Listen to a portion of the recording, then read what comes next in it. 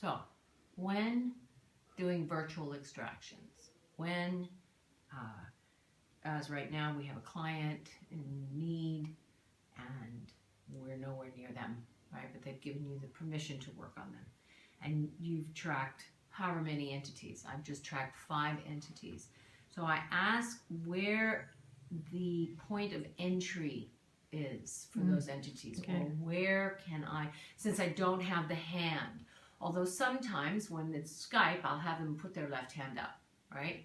But right now we don't have a hand. What do? We are so accustomed to having we'll have to have a hand to track, whatever. No, you can just ask your pendulum how many. Then where's the point of entry? For him, it's the heart, okay?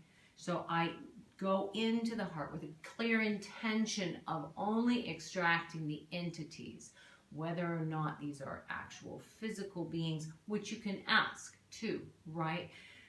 If we ask the questions for the pendulum of a lot of silly things, you may get the wrong answer. But if you ask very clear, Spirit, you're going to give me a clear entity sign. Yes. Okay, so I know I've got that. Are any of these actual physical beings? No. Great. So are these more thoughts, words, negative emotions? No. Thoughts, words, self-inflicted entities, right? Which we do to ourselves all the time because our words are spells, our thoughts are things, right?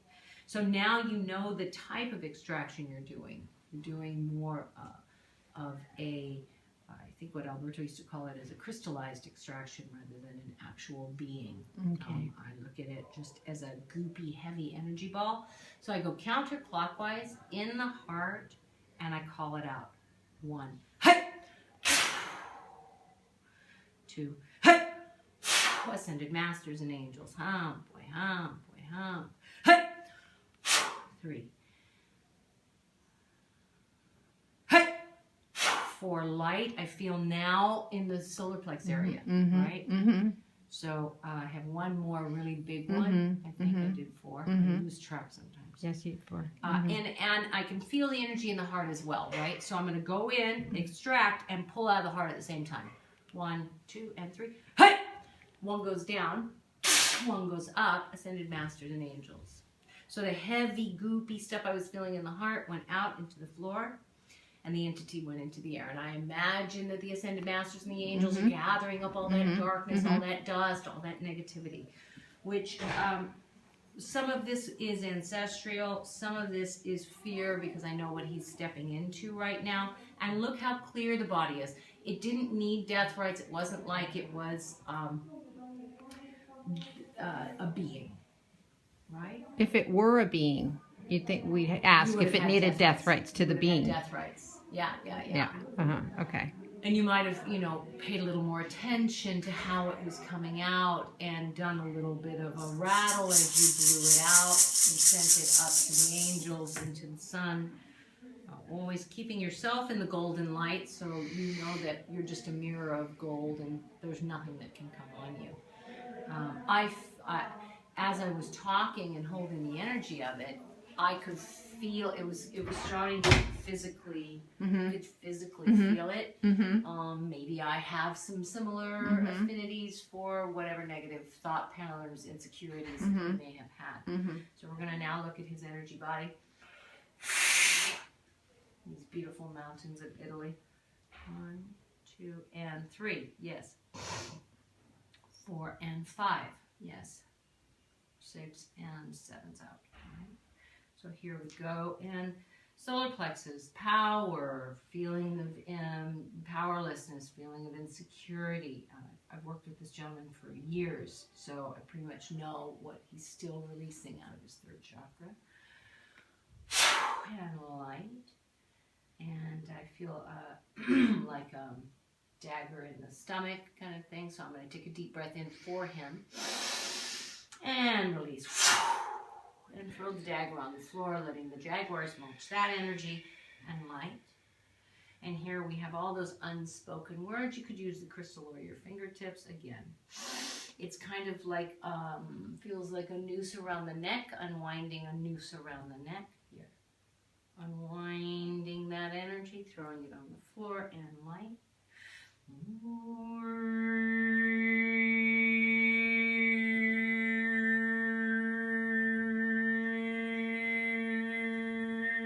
Here it feels like holes in the brain. It feels like holes, like Swiss cheese from lifetimes of getting shot in the head or whatever it is that came up for him. Again, not really paying attention to the story.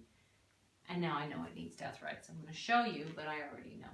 Is it from the earth? No. But the rest of them are out. Right? So chakras beneath, chakras above are good. Right? So here we go. Siro wongro konete panete. Siro wongro konete panete. Siro wongro konete panete. Siro wongro konete panete. Hanangro, hanangro, hanangro, hanangro, hanangro, tiene, hanangro, tiene, hanangro, hanangro, hanangro, hanangro, hanangro, tiene, hanangro, tiene. And imagining light in every single chakra. Take a breath in and out for him. And move the energy. So now immediately I feel the 8th chakra out. And he's done a lot of work and multidimensional work as well. So if I go slowly, or if I blow in a stone, just for the point of the lesson, so you can see what I saw. You see how they go a little slow? 8th chakra now. 8th chakra clearings comes from Victoria because she said, Mommy, should I clear your 8th chakra? And I said, no, we never do that. And then I said, out of the mouths of babes, yes, go ahead. Of course, right. Right?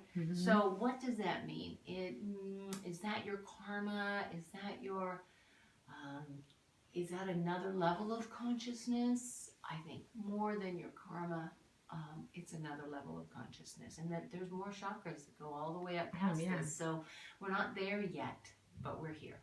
So in that 8th chakra, clearing it, cleaning it, recalibrating it, and bringing him all his energy and light back to him so he can actually look past that 8th chakra, which I've been saying is like, okay, so here's the collective consciousness. It's like a gray mist, right? And what we do is we actually clear people and get them into the golden light so they can see more of their own gold and bring it down and kind of try to spread that through that negative collective consciousness. They're like holes. So we're poking holes through the gray mist.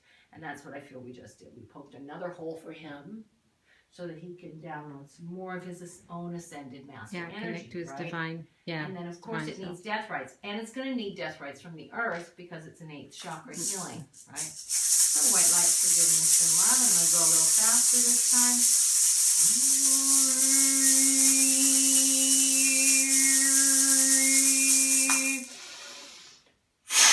And because now that's clear, I feel this needs to be cleared, and I'm correct.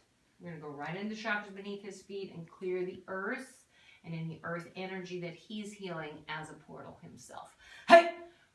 So imagining that golden liquid. Here we go. Warm golden liquid, life force energy from the sun, re-imprinting and reweaving the luminous energy field. Feel that warm golden liquid going all the way through his spine, all the way down into the earth. Warm golden liquid. And death rights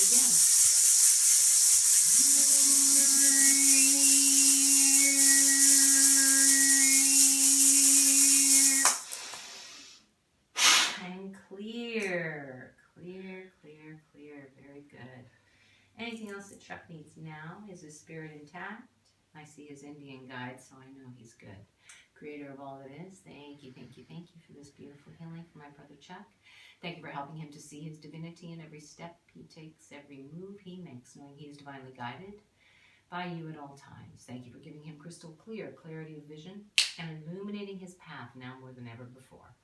Thank you for this healing and so much more, and so it is. Amen. Oh, amen. To the winds of the south, west, north, and east, Pachimam and Ascended Masters. Thank you, thank you, thank you for this beautiful healing for my brother Chuck and our grandchildren's grandchildren. And I need around. Nothing to do with him, but to do with why we're here in the beautiful Lucca Mountains. From the earth, from our body portal, and from the stars.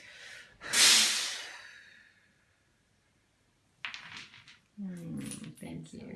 So just thank you.